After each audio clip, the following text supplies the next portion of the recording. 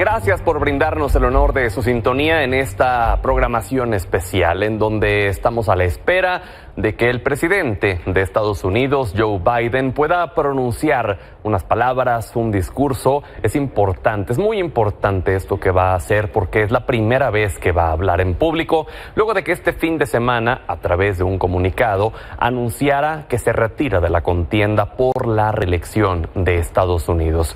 Entonces, habrá que poner mucha atención a los mensajes que dé a conocer. Hay una especulación respecto, la vía sobre quién podía sustituirlo en la candidatura demócrata, pero luego Kamala Harris, la vicepresidenta, ya obtuvo los números correspondientes de delegados para poder obtenerla.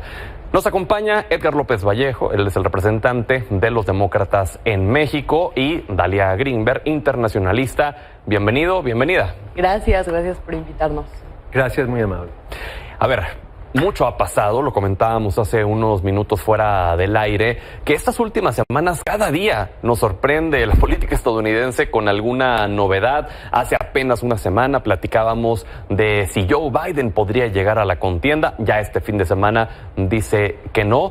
Entonces, ¿cómo podrían describir la situación actual de la política estadounidense, Edgar? Ebulliente, absolutamente ebulliente. Trump tiene a su base muy energizada, están muy levantados, y nosotros realmente del debate hasta la convención republicana, nuestra base estaba en pánico, se sentía terrible, ¿no? Pero tú ves a la multitud en el discurso de Kamala, y todo el mundo está energizado, todo el mundo está gritando, publicando y haciendo por todo el planeta, porque somos demócratas por todo el planeta. Estamos contentísimos y listos a luchar y a ganar. Dalia, ¿qué opinas? Pues creo que en las últimas semanas han pasado varias cosas, principalmente pues que le fue muy mal en el debate a Biden, y desde ahí se empezó a realmente cuestionar si debía de seguir en la candidatura demócrata o no debía de hacerlo.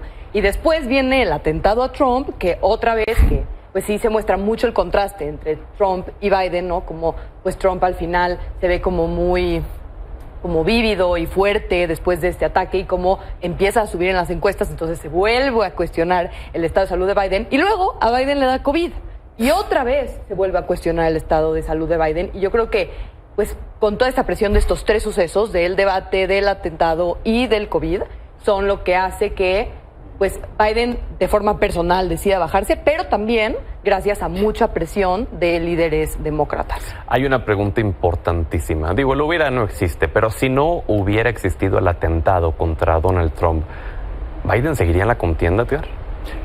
Mira, Biden es uno de esos hombres, como un buen soldado de la Segunda Guerra Mundial, que va a llegar hasta donde su vida le dé para cumplir la misión. Y yo no dudo que lo hubiese hecho. Realmente las condiciones hacían necesario que él dijera, no, le conviene más al país que yo me baje, y se bajó. Entonces, además de ser un gran guerrero, es un hombre muy honorable. Dalia.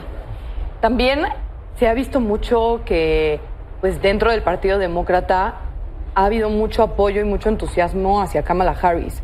O sea, creo que ya no estaban los demócratas tan entusiasmados con Biden, y creo que ahorita se ve otra vez el entusiasmo. En un día se registraron como 25,000 voluntarios, es el récord de donaciones en un solo día para una campaña. Entonces creo que pues sí revive un poco la campaña demócrata, que ya la veíamos la semana pasada que estábamos en la mesa aquí mismo, decíamos que ya veíamos la campaña demócrata casi muerta, y creo que ahorita un poco lo revive, y eso es bueno para el partido.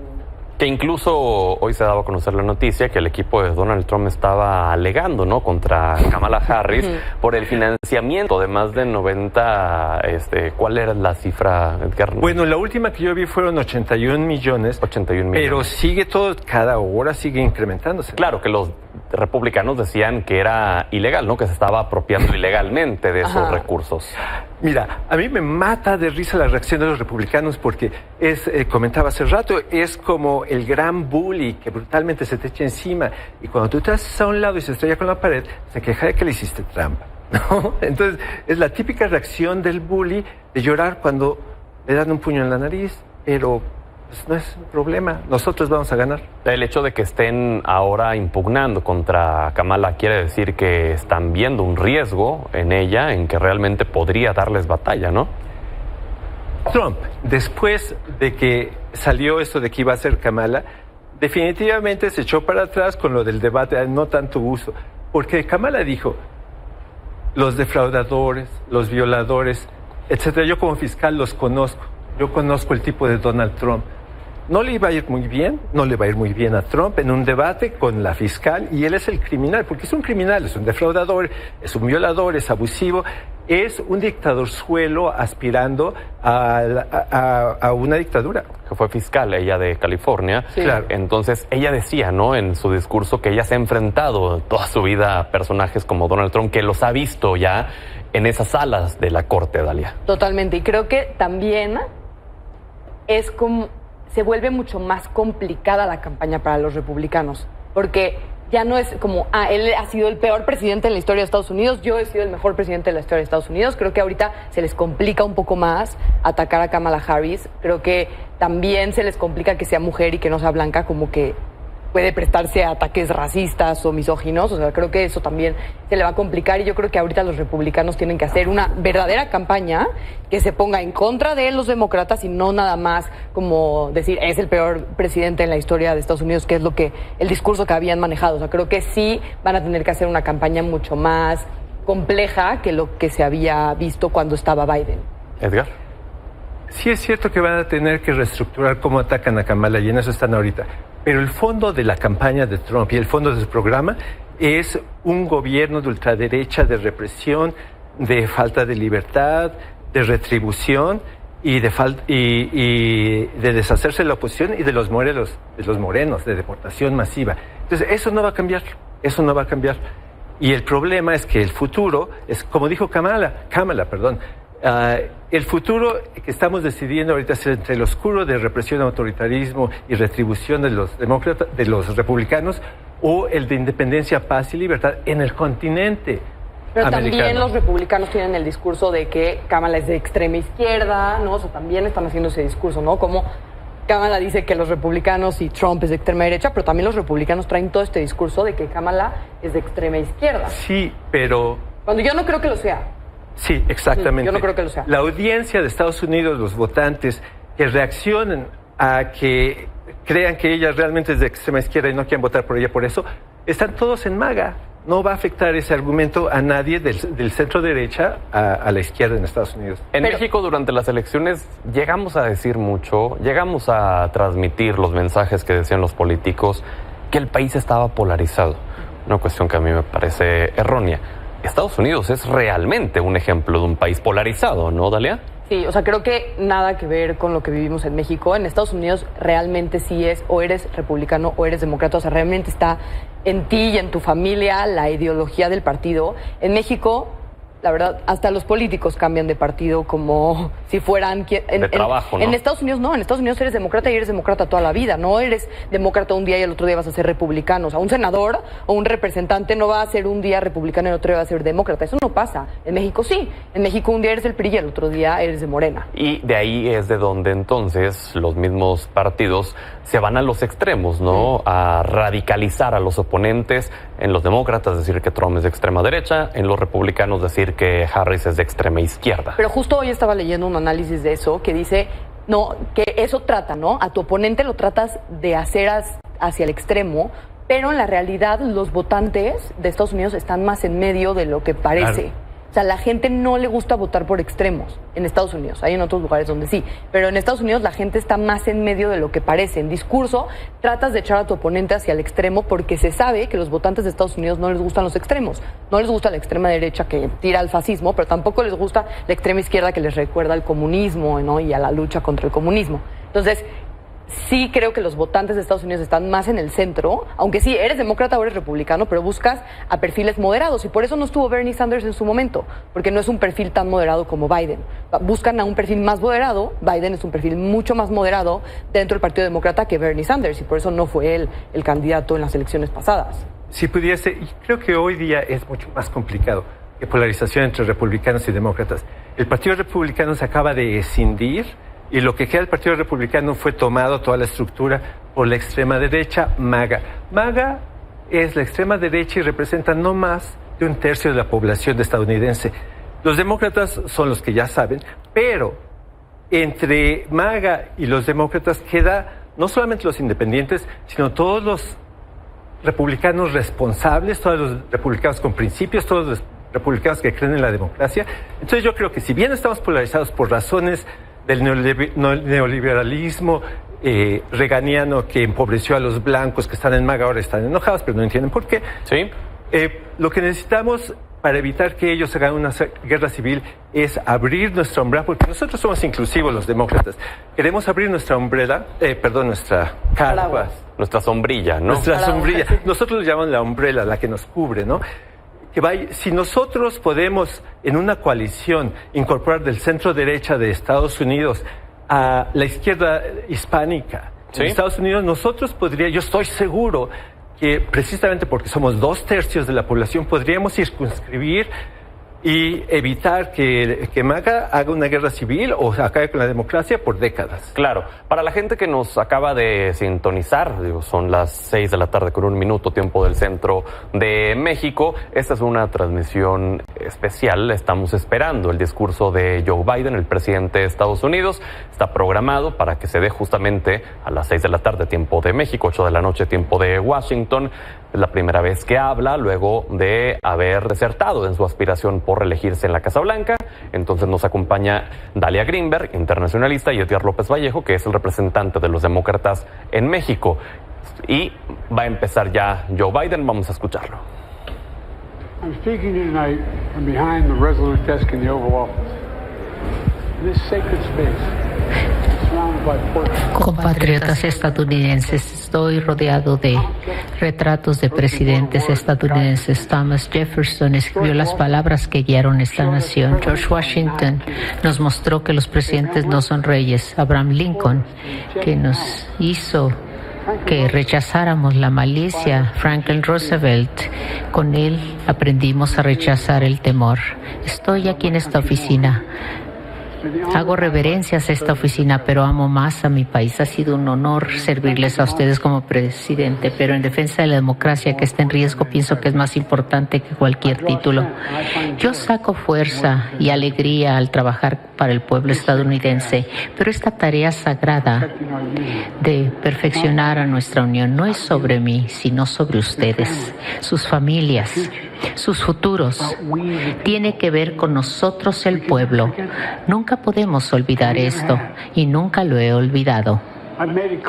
Le he dicho claramente que creo que Estados Unidos está en punto de inflexión. En raros momentos de la historia, las decisiones que tomamos ahora determinan el destino de nuestra nación y del mundo por décadas a venir. Estados Unidos tiene esta actitud y tiene que avanzar o retroceder. Odio y esperanza, unidad y división. Tenemos que decidir, ¿seguimos creyendo en la honestidad, la decencia, el respeto, la libertad, justicia y democracia? En este momento podemos ver a aquellos con los que estamos en desacuerdo no como enemigos, sino como compatriotas. ¿Lo podemos hacer? Tenemos carácter en la vida pública. ¿Sigue importando? Conozco las respuestas porque sé que ustedes, el pueblo estadounidense, los conozco a ustedes y también sé que somos una gran nación porque somos un buen pueblo, buena gente. Cuando me eligieron a este puesto, prometí siempre ser muy claro con ustedes, decirles la verdad. Y la verdad, las causas sagradas de nuestro país son más grandes que cualquiera. Y aquellos que adoramos esta causa, la adoramos tanto, la causa de la democracia en Estados Unidos. Tenemos que estar unidos para protegernos. Las recientes semanas me ha quedado claro que necesito unificar mi partido en esta empresa crítica. Creo y lo veo como presidente y pienso que mi registro, mi liderazgo en el mundo como presidente, mi cuidado del futuro de Estados Unidos, todos ameritaban un segundo término, pero nada puede estorbar a nuestra democracia. Esto incluye la ambición personal. Por tanto, he decidido entendido que la mejor manera de seguir adelante es pasarle la antorcha a una nueva generación. Es la mejor manera de unificar a nuestra nación. Y sé que hay un momento y un lugar, años tan largos de experiencia en la vida pública, pero también hay tiempo y lugar para nuevas voces, voces frescas, sí, voces más jóvenes. Y ese momento y ese lugar es ahora. Los siguientes 6 meses estaré enfocándome en hacer mi trabajo como presidente. Esto significa que seguiré bajando los costos para las familias, haré que crezca nuestra economía, seguiré defendiendo nuestras libertades y derechos civiles, el derecho a votar, el derecho a escoger. Continuaré hablando, criticando el extremismo de odio. No hay lugar en Estados Unidos para la violencia política, ni para ningún tipo de violencia, jamás, punto. Voy a seguir hablando sobre estas cosas para proteger a nuestros hijos de la violencia de las armas, también para proteger contra la crisis climática. Es una amenaza existencial. Seguiré luchando también para este proyecto de cáncer. Estamos hablando del proyecto Moonshot. Sé que lo podemos hacer. También seguiré hablando de la reforma. La reforma judicial es importante. Reforma en la Suprema Corte de Justicia. Y sé, por otro lado, que seguiré trabajando para garantizar que Estados Unidos siga siendo fuerte, líder del mundo libre. Soy el primer presidente en este siglo que le puede decir al pueblo que Estados Unidos no está en guerra en ninguna parte del mundo. Seguiremos nosotros apoyando esta coalición para detener a Putin, que ha invadido Ucrania, y para que no siga causando daño. Seguiremos siendo más fuertes, más poderosos a la OTAN y más unificado que cualquier momento de nuestra historia. Seguiré haciendo lo mismo para los aliados en el Pacífico. Cuando tomé posesión, la sabiduría era que China jamás sobrepasaría a Estados Unidos, jamás lo superaría. Este ya no es el caso. Y voy a seguir trabajando para poner fin a la guerra en Gaza, traer a todos los rehenes a casa, paz y seguridad en el Oriente Medio para poner fin a esta guerra. También trabajaré permanentemente para aquellos que están detenidos injustamente, aquellos estadounidenses regresen a casa en todo el mundo, Desde que tomé posesión, les puedo decir que en ese día, como ya se los manifesté, dije, estamos aquí en un invierno de peligro, con muchísimas posibilidades y peligros. Estamos allí, estábamos en la peor pandemia del siglo en aquel momento, la peor crisis económica desde la Gran Depresión, el peor ataque contra nuestra democracia desde la guerra civil. Y nos unificamos como estadounidenses, pasamos por todo esto, salimos más fuertes, prósperos y más seguros. Hoy tenemos la economía más fuerte del mundo, 16 millones nuevos empleos, no tiene precedentes, la inflación continúa cayendo. Tenemos entonces más de 20 años lo que hemos estado haciendo. Estamos reconstruyendo toda nuestra nación suburbana, rural, urbana también, y están regresando las fábricas, estamos dejando al mundo la ciencia, la innovación, los chips están regresando. Tenemos también esta iniciativa, hemos podido reducir los costos de medicamentos de prescripción para todos, no solo para los ancianos. Más personas tienen atención médica hoy que jamás en la historia. Firmé una de las leyes más significativas que tienen que ver con los veteranos y sus familias expuestos a materiales tóxicos. Y sí, la ley climática más significativa jamás en la historia del mundo. El concepto de primera nación lo tenemos en 30 años, pero hoy también tenemos la tasa criminal 50% menos como nunca antes. Hemos asegurado nuestra frontera. Los cruces fronterizos son menos ahora que cuando salió la administración anterior. He cumplido con mi compromiso. He nombrado a la primera afroamericana a la Suprema Corte del país. También mi compromiso de esta administración es estar presente para todos los estadounidenses. Esto es lo que he hecho. y me lancé a la presidencia hace 4 años porque creía y sigo creyendo que el alma de Estados Unidos estaba en peligro. La naturaleza de lo que somos estaba en peligro y sigue siendo el caso. Estados Unidos es una idea más fuerte que cualquier otra cosa, que cualquier océano, es decir, más fuerte que cualquier dictador o tirano. Es la idea más poderosa en la historia del mundo. Esa idea es que nosotros sostenemos que estas verdades son autoevidentes. Todos estamos siendo creados iguales, con derechos inalienables, vida, libertad, búsqueda de la felicidad. Y nunca dejemos de trabajar para luchar por esta idea sagrada. Nunca nos alejemos de ella. Y el pueblo estadounidense no puede alejarse de esto ahora. Hace unos meses, en solo unos meses, el pueblo estadounidense irá a escoger el curso de la historia estadounidense. Yo ya tomé mi decisión, yo ya lo manifesté. Quiero agradecerle a nuestra gran vicepresidenta Kamala Harris su experiencia. Ella es dura, ella es fuerte, ella es capaz. Ella ha sido una socia, una pareja maravillosa para mí y la dejo aquí en este país. Ahora ustedes deciden, pueblo estadounidense. Cuando ustedes tomen esta decisión, recordemos lo que dijo Benjamin Franklin. Lo tengo aquí en la oficina ovalada.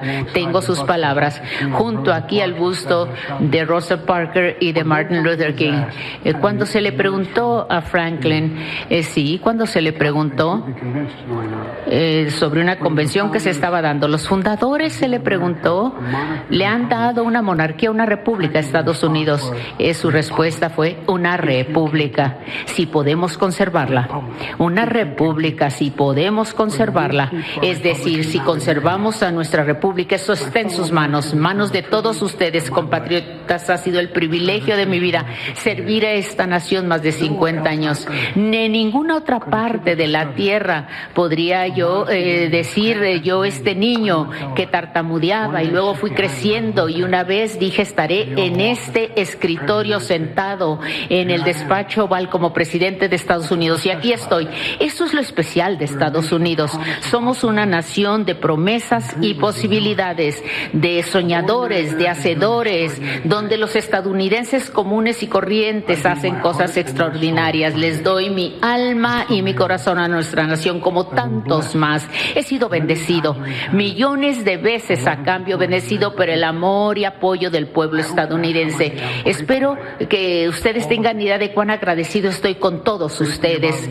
Lo maravilloso, lo grandioso de Estados Unidos está aquí. Aquí los reyes y dictadores no rigen, el pueblo es el que rige, el pueblo es el que gobierna. La historia está en sus manos, el poder está en sus manos, la idea de Estados Unidos está en sus manos.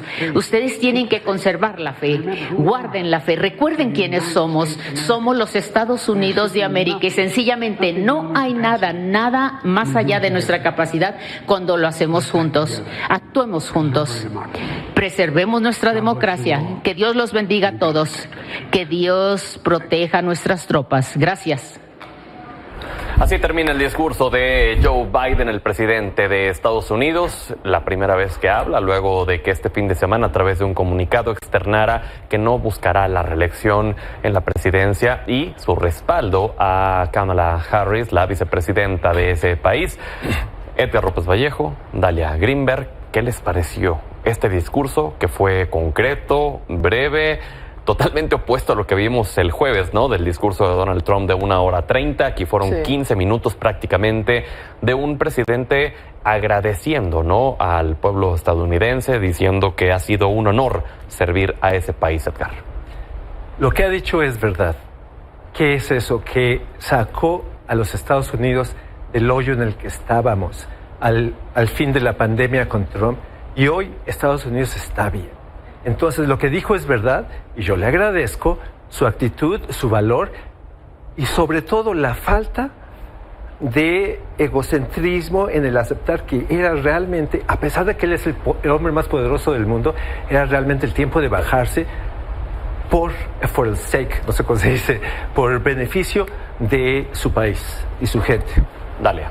Creo que algo muy importante es que no habla tanto como de su edad ni de su capacidad para gobernar, sino dice algo muy importante, y para mí que eso es lo más importante de todo lo que dijo, que le da espacio a la nueva generación, ¿no? A los jóvenes, y le da le da la estafeta o algo así dice, a la nueva generación y a la próxima generación. Y para mí, que esto es lo más importante de este discurso, porque no habla de su no capacidad de gobernar, sino de que le toca a alguien más. Y algo creo que también es muy importante es que cuando anuncia que se va a bajar de la campaña, la gente empieza a decir como, pero todavía le faltan 6 meses para continuar. Si no puede ser candidato, entonces puede ser presidente. Y creo que algo que era muy importante en este discurso que él tenía que demostrar es, yo sí puedo, pero tengo que poner antes los intereses de la nación y de mi partido que mis intereses personales. Y creo que eso es muy importante. Y algo que también es que siempre que Biden está hablando, cuando está leyendo y cuando es como está planeado, ¿no? Aquí estaba planeado su discurso y la luz, ¿no? Siempre se ve muy bien. Sí. Y así es como cuando lo habíamos visto antes del debate. El tema es cuando no está, ¿no? Cuando es como más orgánico y cuando se lo encuentran en la calle, cuando está en un evento, cuando está en un debate, ahí es cuando no se ve bien él. Y ahorita pues, se ve bien, ¿no? Y eso es lo que tiene que demostrar. Porque aparte está leyendo. Está leyendo, sí, es lo que digo, siempre que lee y siempre que es planeado se ve bien. Cuando no es planeado... Tiene un teleprompter que ponen ahí en donde está el discurso y en donde pues es así tal cual como lo estoy haciendo yo frente a ustedes. Hay un teleprompter y puedo leer perfectamente lo que dice. Exacto. Pero ya voltéate, gírate y ponte a interactuar con la gente. No, que cuando se lo encuentran en la calle o en un evento o en el debate, es cuando ahí no puede. Entonces, pero creo que ya que no va a estar en campaña, pues se puede limitar cosas en donde se le ve bien, ¿no? Lo tienen que limitar, exacto. ¿no, Edgar? Digo, con todo el cariño que yo sé que tú le tienes al presidente de Estados Unidos, digamos, por el bien del partido, tienen que limitar sus apariciones públicas, porque aparte el reflector tiene que estar ahora sobre Kamala Harris. Claro. Absolutamente tienes razón, y esto se sabe en la campaña. La campaña tendrá que dosificar cómo y dónde pone el presidente para que ayude a Kamala y no le quite el reflector. Algo muy importante también es que le agradece a su vicepresidenta, que es Kamala Harris, habla de que es muy fuerte, muy dura y que tiene una capacidad de gobernar, que eso es muy importante, pero tampoco dice directamente que ella es la que va a ser la nominada, ¿no? Porque no es oficial hasta que no sea la convención demócrata. Ese punto es muy importante y me gustaría que Edgar nos ayudes a entender mucho esto, porque este fin de semana, luego de la carta de Biden, se abrió el abanico de posibilidades, que si Michelle Obama, que si Gavin Newsom, que si Kamala Harris, una lista de demócratas. Luego, el mismo lunes, ya Kamala había anunciado que obtuvo el número total de delegados para poder ser candidata. ¿Cómo funciona la candidatura demócrata? Es decir, con esos delegados ya automáticamente Kamala ya es candidata, ¿o cómo es? Es un poco complicado porque hay procedimientos que tienen que respetarse. Básicamente, la primaria le dice a todos los delegados que vienen de todos los sectores del Partido Democrático quién quieren sus constituyentes de donde son, que votaron, quién quieren como candidato demócrata. Y ellos idealmente llevan, si fuese más de un candidato, pues entonces llevan ese conteo a la convención y en la convención se decide quién tiene más delegados, ¿no?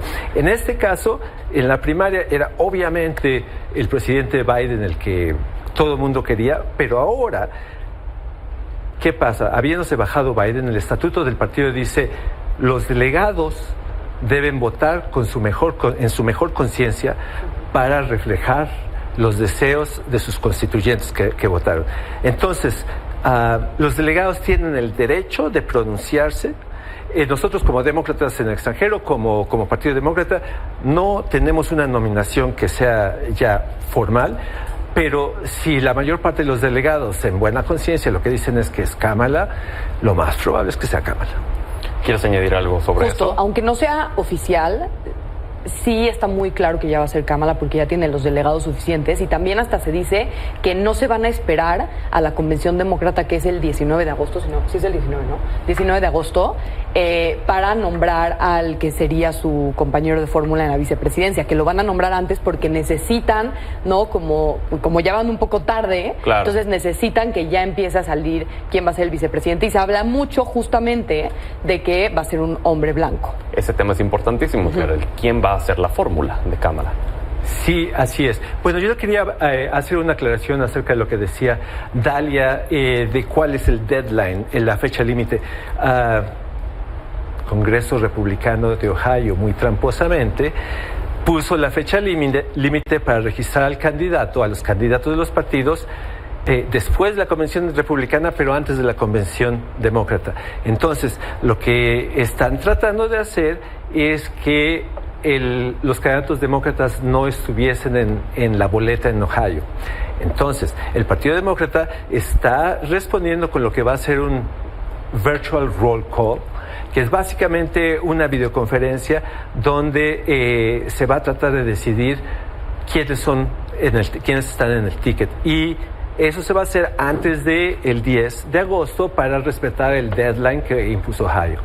Justamente tenemos en la línea a Larry Rubin, él es presidente de la American Society of Mexico y anteriormente fue representante de los republicanos en México. Larry, buenas tardes, ¿cómo estás? Muy bien, Pedro, ¿cómo te ha ido a ti? Muy bien, gracias. Oye, Larry, a ver, escuchaste el discurso de Joe Biden hace algunos minutos. ¿Qué piensas al respecto de lo que dijo? Pues mira, fue un discurso pues bastante sencillo, ¿no? Con el mensaje de endosar fuertemente a su vicepresidenta. Creo que era necesario pues desde hace días. Sin duda un mensaje que trata de también estipular en que él todavía puede gobernar, ¿no? A pesar de que se baja de la contienda. Y bueno, pues creo que fue un mensaje muy claro y un mensaje que pues veremos las repercusiones también al interior del Partido Demócrata conforme a lo que decidan, si es que va a ser Kamala Harris la candidata, que parece ser que sí, ¿no? Que hace unos momentos platicábamos, aquí está en la mesa Edgar López Vallejo, el representante de los demócratas en México, y Dalia Greenberg, internacionalista, sobre la impugnación que estaban tratando de hacer los republicanos a la recaudación de fondos que ha tenido Kamala Harris en los últimos días, asciende a cerca de $90 millones. Y platicábamos sobre si esto podría ser la expresión de ya una preocupación por parte de los republicanos hacia alguien que podría realmente darles pelea. ¿Lo ves así? Pues mira, la realidad es que acordémonos, Pedro, que todo este dinero se lo estaban reteniendo a Joe Biden, ¿no? Entonces, al momento que finalmente el partido decide cambiar de candidato, pues ese dinero que estaba siendo retenido por semanas, pues le toca a Kamala Harris, pero no quiere decir que necesariamente ese dinero fue específicamente para Kamala, ¿no? Sino esto fue un mensaje claro que estaban reteniendo, y ya lo sabíamos, estaban reteniendo millones de dólares para no dárselos a Joe Biden. Entonces, pues definitivamente era parte de la maquinaria, ¿no? Y pues era totalmente esperado, sí. ¿Quieres responder algo ante esto, Edgar? No, bueno, yo creo que en general Larry tiene razón. Lo único que yo diría es que la gente que donó, sea Joe Biden, sea Kamala Harris, están donando por un futuro democrático, de paz y libertad. No es al que sea blanco, al que sea negro, es al ticket democrático, porque ese dinero es para ganar en la elección un mejor futuro para la gente. Oye, Larry, hablando sobre los republicanos, recientemente escuchamos a Donald Trump y a J.D. Vance en una entrevista diciendo que mantienen en pie lo de bombardear México por el tema de los grupos del narcotráfico. Estas expresiones ya están causando, como decimos acá en México, mucha mella entre los políticos mexicanos, entre el propio presidente, la presidenta electa. ¿Qué nos puedes decir sobre esto, Larry? Mira, pues creo que hemos visto a Donald Trump desde su elección en el 2016, ¿no? Y no es nada diferente. Una es la retórica de campaña. Lo que es muy cierto es que hay gran preocupación en Estados Unidos por parte de republicanos y demócratas conforme al narcotráfico y al fentanilo que está entrando por la frontera de México, Estados Unidos, ¿no? Y definitivamente yo creo que la señal más clara es que el gobierno de la presidenta electa Sheinbaum pues va evidentemente a tener que trabajar pues de una manera muy consolidada con su contraparte en Washington y así asegurar que pues la lucha contra el narcotráfico se dé muy efectivamente, ¿no? Y yo estando aquí en Washington D.C. el día de hoy, pues lo puedo ver, es un tema más que central en todas las campañas, sea de un partido u otro. Y también algo que ha estremecido es este anuncio, esta amenaza de Donald Trump de imponer aranceles a los vehículos que se produzcan en México y que puedan ser exportados a Estados Unidos, que si bien entendemos, se lo decía más por el lado de las marcas chinas, que han aprovechado el tema del nearshoring para instalarse en México y mandar autos para allá. Pero esto ya provocó que Tesla dijera, no, a ver, espérame, vamos a aguantar esta mega inversión hasta que pase la elección. Y además Elon Musk pues es partidario de Donald Trump, Larry. ¿Esto no podría estar generando también un efecto dominó con otras posibles inversiones en México? Pues mira, la realidad es que esa no es la decisión o la razón por qué Tesla está deteniendo su inversión. No, la razón que está deteniendo la inversión Tesla es para revisar quién va a ser el candidato que gane, ¿no? La postura que va a tener, por ejemplo, en vehículos eléctricos también es una parte importante. Y de igual forma ver qué sucede con la reforma judicial y otras reformas que están produciendo en México. O sea, es una serie de factores, no un solo factor el que provoca que una empresa como Tesla pues decida o no continuar su inversión. Pero yo me puedo imaginar que como inversionista pues tú quieres siempre tener la mayor certidumbre posible de tu inversión y si eso requiere esperarte 8 meses, pues definitivamente se me hace una muy buena idea. Edgar, ¿quieres comentar algo? Sí, aparte de lo que tú dijiste de que Elon Musk es partidario, yo interpreté esta declaración de Tesla y de Musk como una manera de presionar a México. Elon Musk está presionando a México ya, pero realmente a los republicanos no les importa ni resolver el problema de la migración ni resolver el problema del narcotráfico. Lo quieren usar como punta de lanza electoral. Ahora, el problema real es que si tú ves cualquier libro de texto de ciencia política, histórico, los gobiernos, los regímenes de extrema derecha siempre tienen un puerquito, un chivo expiatorio. Para los nazis, para los rusos fueron los judíos, para MAGA y Trump y los republicanos van a ser los mexicanos, los morenos. Ahora, ¿cuál es el problema? Si Trump hace todo lo que dice que quiere hacer y ahora con el proyecto 2025 tendrá el poder que no tuvo antes, porque sí quería enviar misiles a México, no lo dejó el Pentágono, pero sí quería enviar misiles a México. Entonces, el problema es que esta deportación masiva y este ataque a la colaboración y el Tratado de Libre Comercio va a producir en México una enorme recesión cuando la balanza de pagos se caiga porque ya no se secaron las remesas y además inflación porque el tipo de cambio se va a ir para arriba, el peso va a bajar, entonces realmente le va a ir muy muy mal a México. Larry, ¿qué respondes al respecto? Pues mira, yo creo que ya hemos tenido los dos gobiernos, ¿no? Hemos tenido el gobierno de Biden-Harris y hemos tenido también el gobierno de Trump, ¿no? Y definitivamente, pues ambos gobiernos trabajaron muy bien con sus contrapartes en México, a pesar de lo que bien se decía, ¿no? Al principio del gobierno del presidente Trump en el 2016 se decía que iba a ser muy difícil y muy duro para México y creo que hubo una colaboración bastante positiva y pues es más, se renegoció el Tratado de Libre Comercio que se veía como imposible en su momento y se renegoció a favor de las tres naciones, las deportaciones que a lo mejor al principio de la campaña del presidente Trump en el 2015 nunca se dieron, ¿no? Porque pues a fin de cuentas conllevan una serie de otros elementos. Entonces a fin de cuentas creo que pues para México la colaboración con Estados Unidos es clave, pero también lo entienden pues tanto el Partido Republicano como el Partido Demócrata, que México juega un papel muy importante y que hay que trabajar con México sí o sí para resolver los temas más importantes, llámese migración, llámese pues el tema del narcotráfico, evidentemente el comercio entre las dos naciones es enorme. Entonces yo estoy confiado de que México en el 2025, si toma los pasos adecuados y las reformas son sensatas, pues México va a estar en una muy buena posición a partir del nuevo gobierno que entre en Estados Unidos. Hoy le preguntaban en esa entrevista a Donald Trump y a J.D. Vance, ¿no importa que México sea su principal socio comercial? Y ellos decían, no, eso no importa, la imposición de aranceles va a ir. Entonces, podremos estar viendo, Larry, ya para finalizar y dejarte con tus actividades, que Donald Trump y J.D. Vance es una fórmula más radical de lo que vimos de Donald Trump en el poder hace unos años.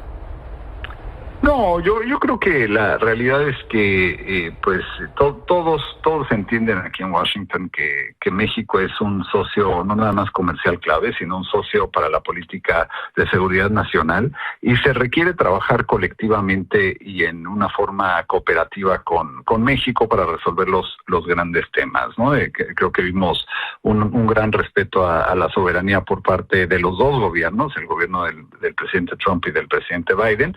Entonces, pues esperaremos lo mismo, ¿no? Pero hay que acordarnos, Pedro, que ahorita es un periodo de elección y es un periodo en donde cada candidato pues pone una serie de mensajes, algunos que cumplirán y otros que no cumplirán, porque pues así es la dinámica de cualquier elección, ¿no? Y yo creo que hay que acordarnos que ese es el periodo en el que nos encontramos, y que sea republicano o demócrata, los mensajes hacia México van a ser fuertes, porque particularmente el fentanilo ha invadido a Estados Unidos, y migración pues es un tema enorme para muchos estadounidenses y que les preocupa también demasiado, no importando si son azules o rojos, o sea, no importando si son demócratas o republicanos. Estas son preocupaciones serias que tienen hoy los americanos que estarán votando en noviembre. Pues muy bien, Larry, te dejamos. Muchísimas gracias por tu valioso tiempo. Como siempre, un gusto platicar contigo.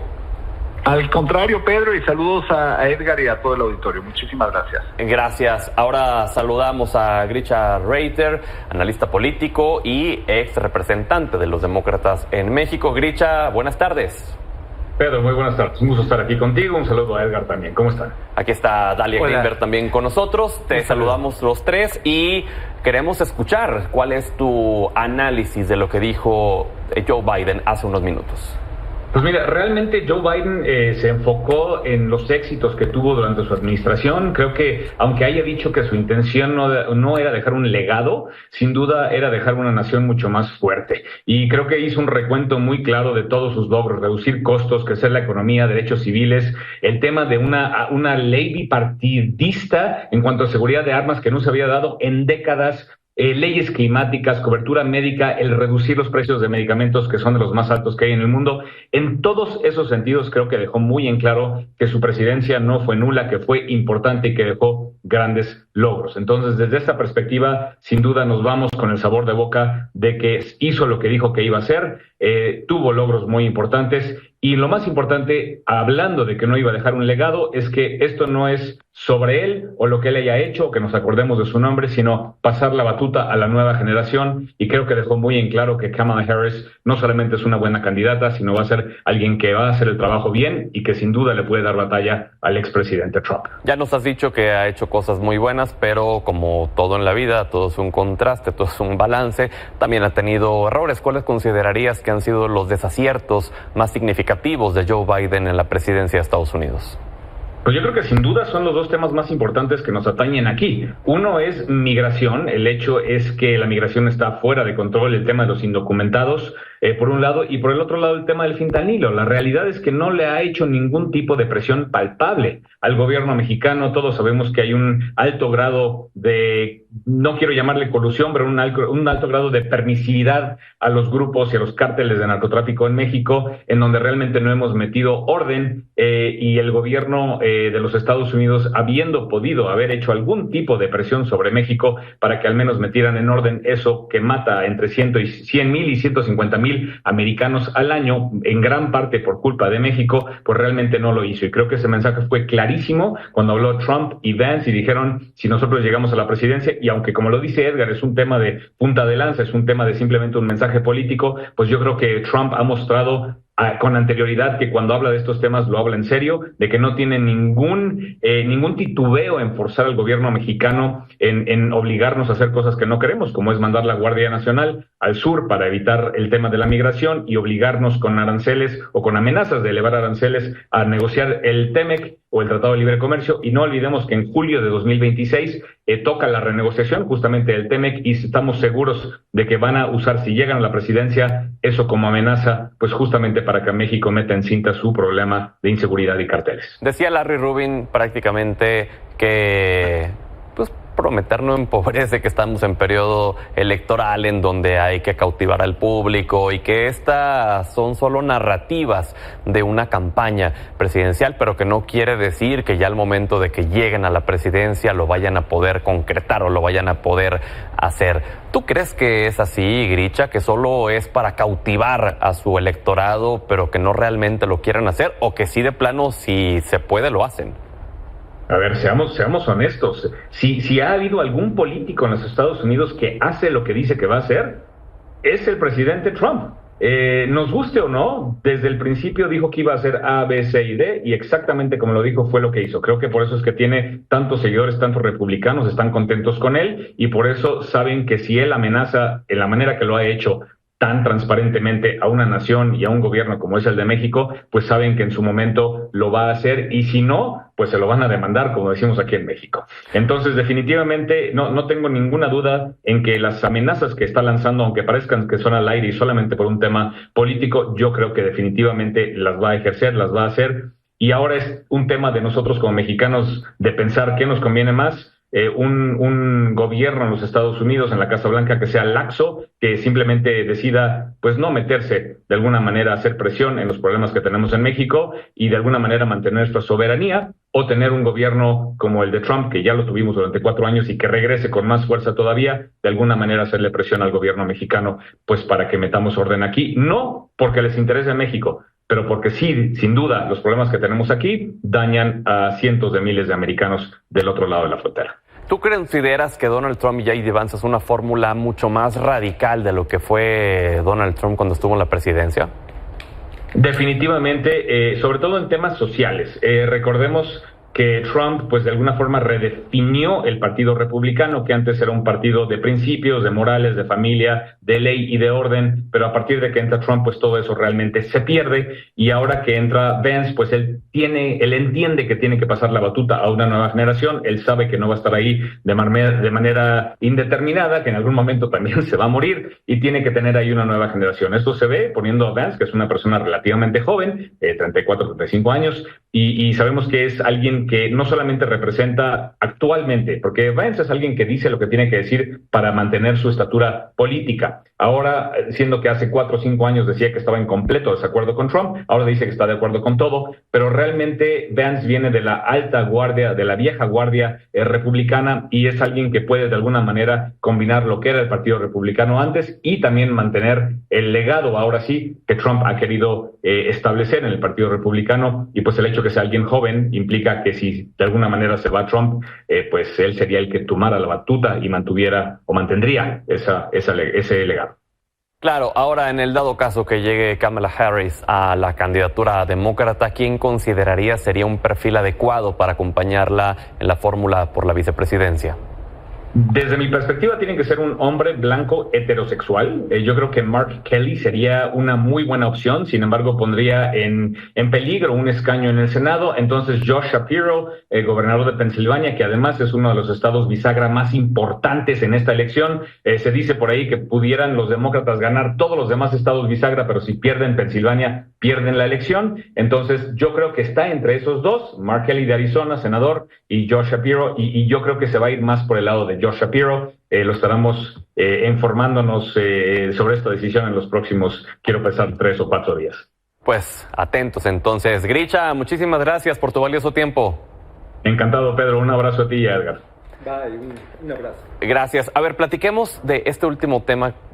Quizás la gente que nos está viendo se va a estar preguntando, bueno, ¿qué es esto de estados bisagra? ¿Qué es esto del colegio electoral? Sí. ¿Cómo funciona el sistema de elecciones estadounidense, Dalia? Porque es muy diferente a lo que tenemos aquí en México. Sí, el sistema de elecciones en Estados Unidos funciona que cada estado tiene un número asignado como de puntos.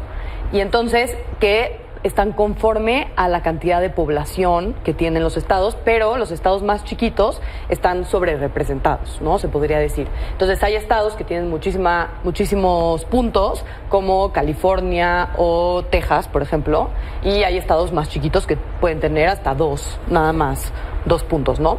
Y entonces, cómo funciona es que no importa si un candidato gana el voto popular, o sea, gana el 50% más 1 de los votos de la población, sino que tiene que llegar a los 270 puntos del colegio electoral. Entonces, y cada estado se lleva con una cosa que se llama el ganador se lleva todo.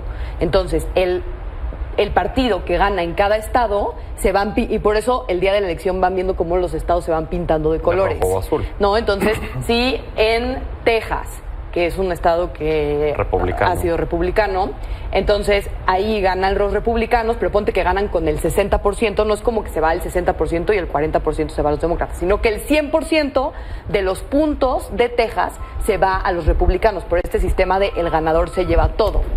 Y así, al final, el que logra los 270 puntos es el que gana la presidencia. Entonces, no es el que gana el voto popular, sino el que gana la mayoría de puntos en el colegio electoral.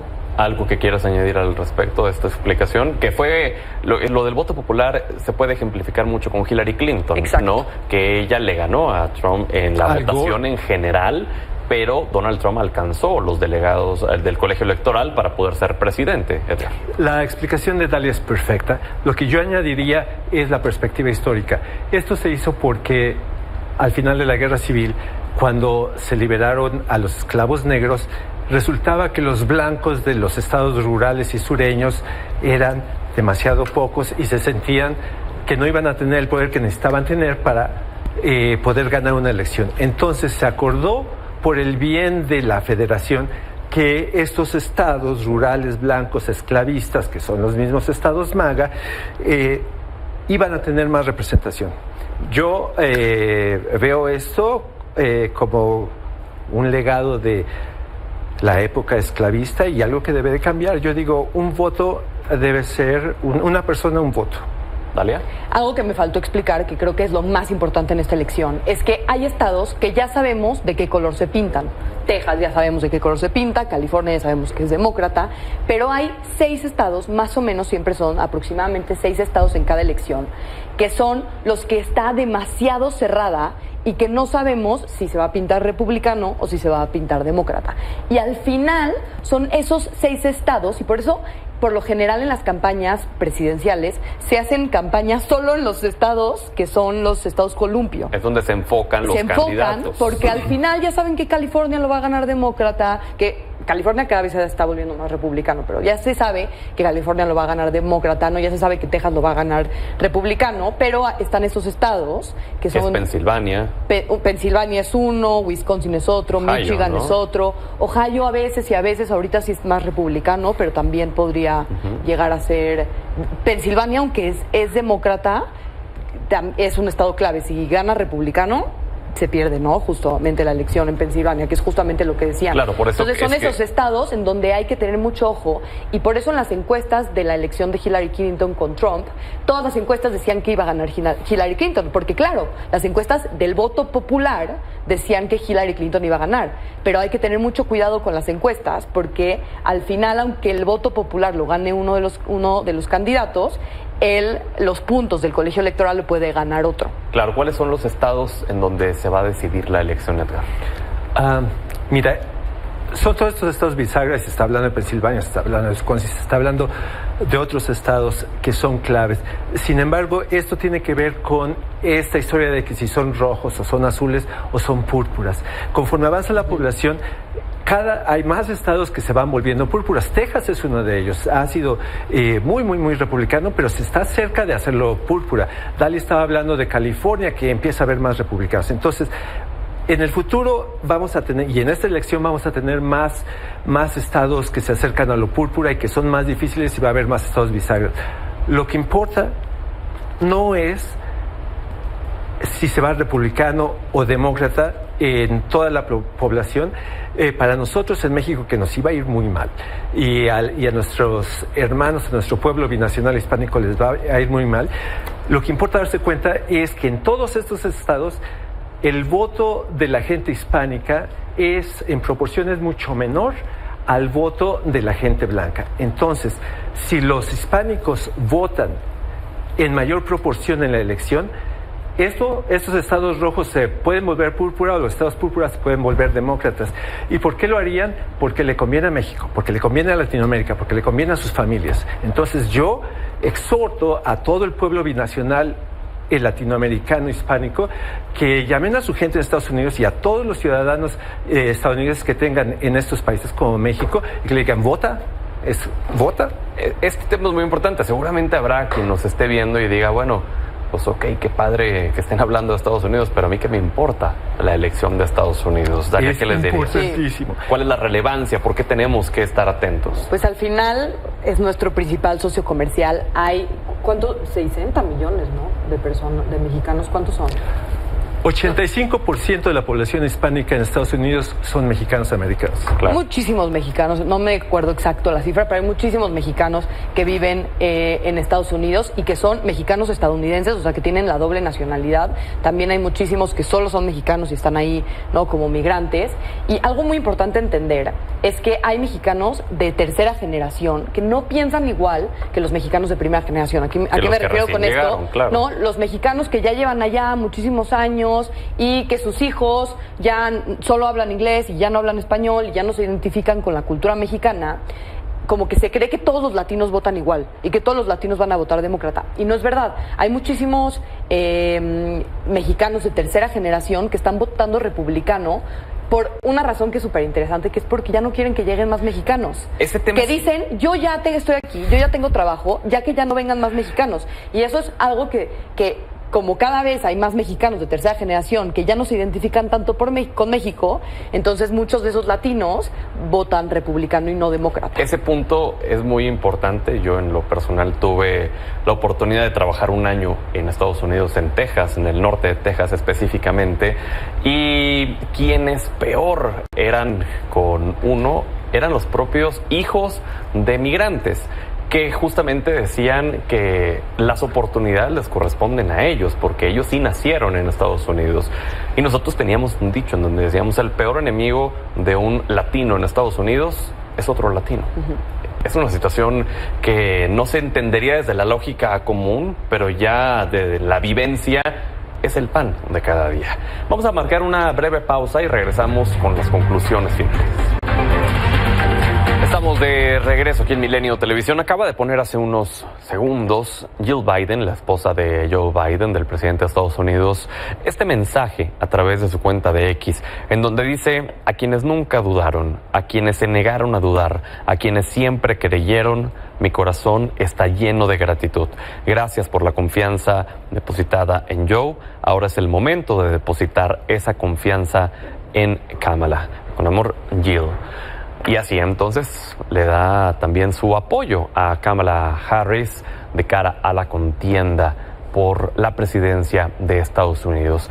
Vamos a tener 5 minutos para emitir conclusiones y me gustaría que lo enfoquemos a Joe Biden, a esta etapa como presidente de Estados Unidos, en la relación también binacional con México, que es lo que nos incumbe, lo que nos atañe. Edgar. Sí. Joe Biden, aunque él llegó al final de la carrera y dijo, bueno, hasta aquí voy a pasar la antorcha, fue un hombre que en el final de lo que resultó ser el final de su carrera política, hizo mucho por los Estados Unidos y por el pueblo, y nos está diciendo ahorita, Estados Unidos es una idea de qué. No es un país de migrantes, no es esto, es una idea: libertad, democracia, progreso, inclusión. Eso es el principio democrático y nos está diciendo, nos está encargando una tarea perenne que nos va a llevar décadas defender ahorita, que es defiendan la democracia, defiendan la libertad. El futuro alternativo trumpista es oscuro, de opresión, y va a ser horrible. Nosotros tenemos que proteger la democracia. Esta es nuestra tarea de hoy en adelante, proteger la democracia. Y hay otra cosa que es muy importante. Sí hay 2 proyectos de futuro, pero este proceso terrible de cómo acabó combustionándose el presidente con el renuevo de liderazgo de juventudes. Y entonces, cuando la gente me dice, oye, pero ¿por qué no llaman a un joven? Porque no los hemos incorporado en el proceso político. No los han formado. No los hemos formado. ¿Y por qué? Porque yo era joven. Porque cuando uno es joven, uno en promedio se relaciona mucho menos con la política, no se quiere incorporar. Pero yo estoy diciendo, jóvenes, vengan a la política, el futuro es de ustedes, incorpórense. Convierta este pueblo binacional hispánico, un pueblo que tiene voz y voto en el futuro de Estados Unidos y en el de México. Y algo que no es exclusivo de Estados Unidos, propiamente en México, los jóvenes tampoco es que históricamente se hayan involucrado tanto, que hayan participado tanto, y podemos así verlo en otros países del mundo, pero al menos da una luz de esperanza que haya jóvenes como por ejemplo Dalia, que ha sido pionera en llevar la política hacia estas nuevas generaciones de una manera explicada más, que es lo que hace que se interesen también los jóvenes.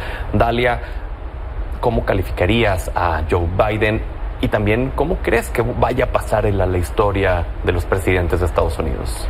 Pues creo que Biden es un personaje de la política estadounidense, pues que tiene una trayectoria gigante de años, o sea, desde que era joven, y fue hace mucho tiempo, lleva metido en la política y fue un gran senador, se puede decir yo creo que de los mejores senadores que ha tenido Estados Unidos, y yo creo que llega a la presidencia de Estados Unidos en un momento sumamente complicado.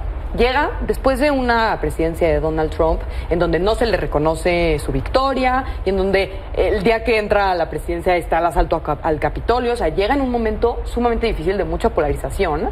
También llega con el fin de la pandemia de COVID-19 y con una inflación muy alta también debido a esto y también debido a los conflictos internacionales, etcétera, y logra reducir la inflación, que eso creo que también es muy importante.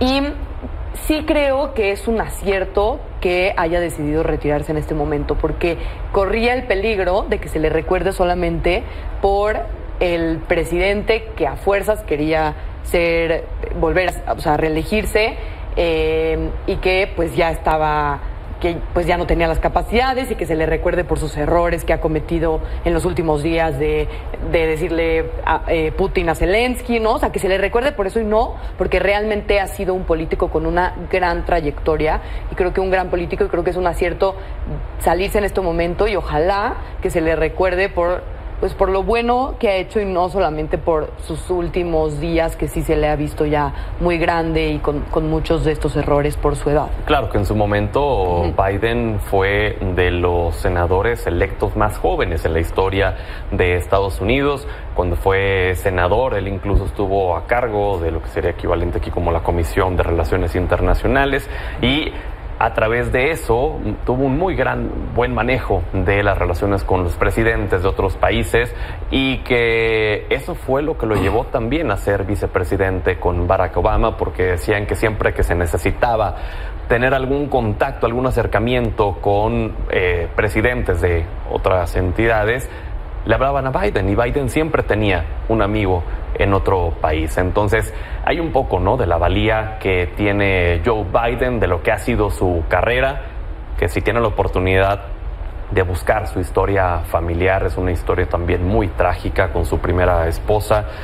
Entonces acabamos de escuchar a Joe Biden, ya tuvimos el análisis y le agradecemos por habernos brindado el honor de su sintonía. Lo esperamos hoy a las 8 de la noche, tiempo del Centro de México.